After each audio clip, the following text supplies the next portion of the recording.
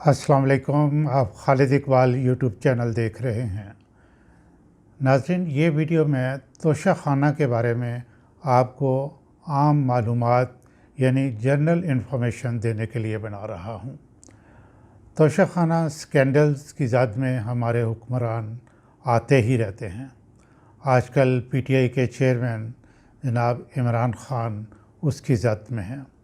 उससे पहले आपको याद होगा कि जनाब यूसुफ रज़ा गिलानी, आसिफ अली ज़रदारी साहब, मियाँ नवाज़ शरीफ साहब और दीगर पर तोशाखाना से बग़ैर कीमत या बहुत कम कीमत अदा करके तोहफ़े लेने के इल्ज़ामात आयद होते रहे हैं। आम लोग तोशाखाना के बारे में जानना चाहते हैं कि ये क्या है। इस लिहाज से ये एक खालिसतन एजुकेशनल वीडियो है और यानी मालूमाती वीडियो है कि आपको मैं ये बता सकूं कि तोशाखाना क्या है। इसका लोगों पर, जो हमारे हुक्मरान हैं या और लोग हैं, उन पे जो इल्ज़ामात लगते रहे हैं, इससे कोई ताल्लुक़ नहीं है। मालूमात देने के साथ मैं थोड़ा सा अपना तज्ज़िया भी साथ पेश कर दूंगा। तोशाखाना अरबी ओरिजिन का लफ्ज़ है।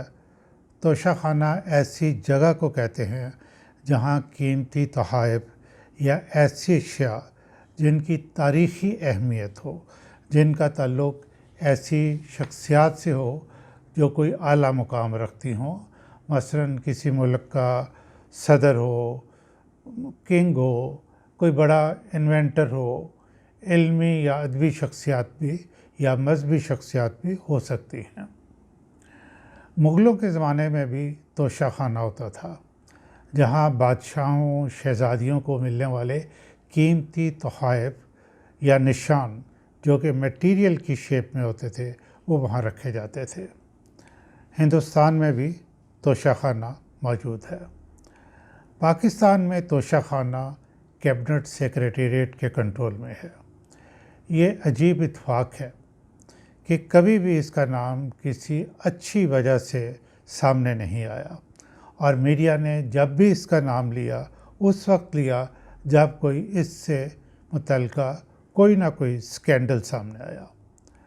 पाकिस्तान के तोशाखाना में कौन से तोहफ़े रखे जाते हैं, पहले मैं ये एक्सप्लेन करता हूँ। जब भी कोई शख्स या अशख़ास अपनी सरकारी हैसियत में या सरकारी वफ़द का मेंबर बन के दूसरे मुल्कों का दौरा करते हैं और मेज़बान मुल्क जो है उनको तोहफ़े देता है, तो उन तोहफ़े के बारे में गवर्नमेंट ऑफ पाकिस्तान की एक पॉलिसी है जो कि कैबिनेट डिवीज़न बनाता है। वो क्या है कि अगर तोहफ़ा की मालियत 30,000 से कम हो तो जिसको वो तोहफ़ा मिले वो तोहफ़ा अपने पास रख सकता है। दूसरा नुक्ता इसके अंदर क्या है, या पॉलिसी का दूसरा पॉइंट, कि अगर तोहफ़ा की मालियत 30,000 से ज़्यादा हो तो उस सूरत में जिसको तोहफ़ा मिला उसको ये तोशाखाना में जमा करवाना पड़ेगा। तोशाखाना में उसकी वैल्यू असेस की जाएगी, फिर आप असेस्ड वैल्यू का 20% अदा करके वो तोहफ़ा अपने पास रख सकते हैं। अब आपको मैं ये बताऊं कि वैल्यू मार्केट से मालूमात हासिल करने के बाद उसका तयन किया जाता है। ये जो आपको मीडिया कहता रहता है और मेन स्ट्रीम मीडिया पे भी मैंने बहुत दफ़ा सुना है, जो अपने आप को बहुत बड़े बड़े एंकर और पढ़े लिखे लोग कहते हैं, वो औने पौने दामों सब झूठ आपको बता रहे होते हैं। ये बाकायदा पॉलिसी है और ये मार्केट से वैल्यू मालूम करने के बाद फिर उसकी वैल्यू जो है उसके पास ही उसका तयन किया जाता है।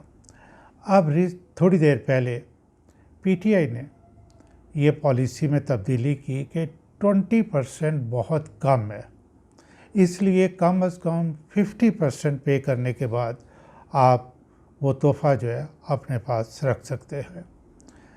अगर गिफ्ट लेने में कोई बंदा दिलचस्पी नहीं रखता तो वो तोहफ़ा जो है वो तोशा खाना में जमा हो जाएगा और गवर्नमेंट ऑफ पाकिस्तान की मलकियत बन जाएगा। आम लोग ये सवाल पूछते हैं कि जब मेज़बान गवर्नमेंट ने तोहफ़ा आपको दिया, यानी एक शख्स को दिया, तो फिर गवर्नमेंट ऑफ पाकिस्तान को 20% या 50% जो है वो क्यों दिया जाए। असल में वो तोहफ़ा आपको बहैसियत शख्स नहीं मिलता, वो तोहफ़ा आपकी पोजीशन को मिलता है।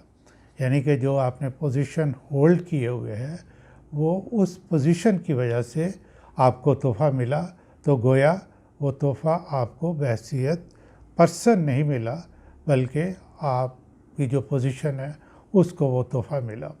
वैसे भी अगर आप देखें कि अगर एक डेलीगेशन है और उसको वज़ीर-ए-आज़म हेड कर रहे हैं, उनके साथ 2 मिनिस्टर्स हैं, 2 सेक्रेटरीज़ हैं और स्टाफ हैं, सबको तोहफ़े मिलते हैं, तो जो तोहफ़े की कीमतें हैं वो भी उसी पोजीशन के मुताबिक होती हैं कि जो वज़ीर-ए-आज़म को तोहफ़ा मिला वो बहुत उसकी वैल्यू ज़्यादा होगी और अकॉर्डिंगली वो कीमत वैल्यू जो है ना कम होती जाएगी।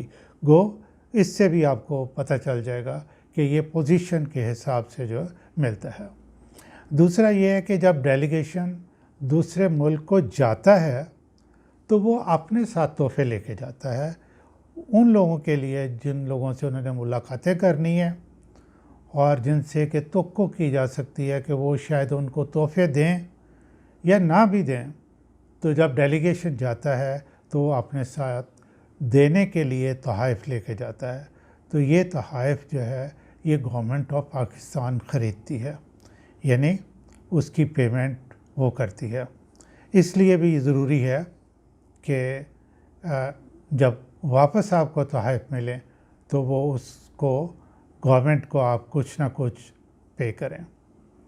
फिर मेरी जो राय है वो ये है कि पीटीआई ने बहुत अच्छा किया कि 15 या 20% की बजाय कम से कम 50% अदा करके आप जो है वो तोहफ़ा रख सकते हैं, यानी जो वैल्यू असेस की जाए। अब तोशा खाना से तोहफ़े लेने के स्कैंडल बहुत देर से मीडिया की ज़ीनत बनते आ रहे हैं। इसके 2 एस्पेक्ट हैं, एक कानूनी है और दूसरा अखलाकी है। मेरी नज़र में जो अखलाकी है वो बहुत ही ज़्यादा इम्पॉर्टेंट है। बहरहाल अगर कोई आला शख्सियत दूसरे मुल्क से तोहफ़ा वसूल करे और वो तोशा खाना को इत्तला ही नहीं करती तो ये अखलाकी तौर पे बहुत ही गलत बात है, लेकिन कानूनी तौर पे भी उस बंदे के ख़िलाफ़ कार्रवाई जो है ना हो सकती है। यानी आपको वो डिक्लेयर करना है, यानी अगर आप फ़ाइल रिटर्न करते हैं, इनकम टैक्स फ़ाइल रिटर्न करते हैं, तो उसमें भी आपको वो अगर ऐसी मालियत है और आपने असासों में इजाफ़ा हुआ है तो उसमें भी ज़रूरी है कि आप वो करें। और लेकिन ये है कि आपको तोशा खाना में उसको इंदराज करवाना और उसकी असेस्ड वैल्यू का अब 50% देना बहुत ज़रूरी है।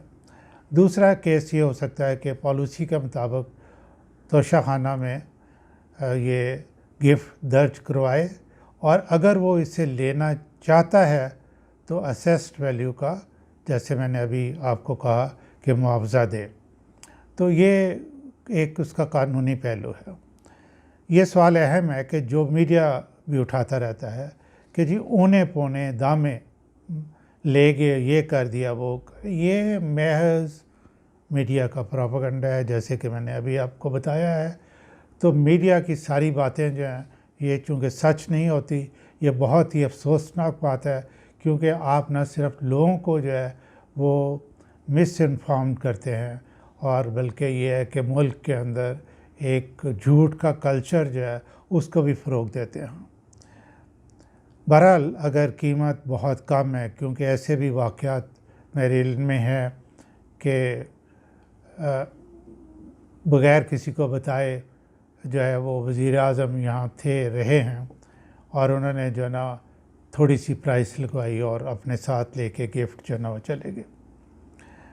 इसलिए इस सूरत में गिफ्ट लेने वाले को तनकीद का निशाना तो बनाया जा सकता है, लेकिन अगर आप ये कहें कि असेस्ड वैल्यू बड़ी कम है, तो फिर जो है ना, ये आपने जिसने गिफ्ट लिया उसको तनकीद का निशाना ना बनाएं, बल्कि उस पॉलिसी को बनाएं कि ये पॉलिसी गलत है, क्योंकि फिर उस शख्स से अखलाकी तौर पे भी उस पर कोई बार नहीं है, कानूनी तौर पे भी जो है ना उसका कोई बार नहीं है। अगर ये आप ये समझते हैं या मीडिया समझता है, या अगर आप ये समझते हैं कि जी जो गिफ्ट लाए वो तो ला के जमा ही करवा देना चाहिए, तो मैं उस सिलसिले में ये आपको ये कहूँगा कि ये 50% पे कर देना जो है ना, ये काफ़ी अमाउंट है। क्योंकि जो पोजीशन को गिफ्ट मिलता है, तो जिस शख्स की वो पोजीशन होती है वो उसने वैसे ही नहीं हासिल कर ली होती, उसने उसके लिए उस पोजीशन को अर्न किया होता है। कोई कॉम्पिटिटिव एग्ज़ाम में बैठा होता है, कोई पब्लिक सर्विस कमीशन के थ्रू सेलेक्ट होके आया होता है, अगर कोई असेंबली का मेंबर है तो इलेक्शन लड़ के आया होता है, लोगों ने उसको वोट दिए होते हैं, तो वो पोजीशन जो है उसके लिए उसने पे किया होता है, उसको अर्न किया होता है। इसलिए मेरा ख़्याल है कि 50% is a very good amount के असेस वैल्यू का वो दिया जाए। बहरहाल इसमें मेरी एक राय है कि जो तारीख़ी नौइयत के गिफ्ट्स हों वो जो है ना साथ ले जाने की इजाज़त नहीं होनी चाहिए। यानी जो कोई बहुत पुराना एंटीक चीज़ हो, जो कि बड़ी अनयूजुअल हो, किसी और के पास ना हो सकती हो, तो इसको ऐसी चीज़ों को तोशाखाना में एज ए निशानी जो है ना वो रखना चाहिए। नाजरीन, मैं ये भी आपको बताता चलूँ कि बेशुमार लोग जो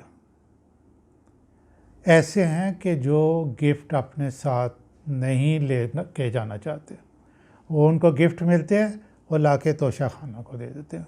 इसमें दो कैटेगरी के लोग हैं।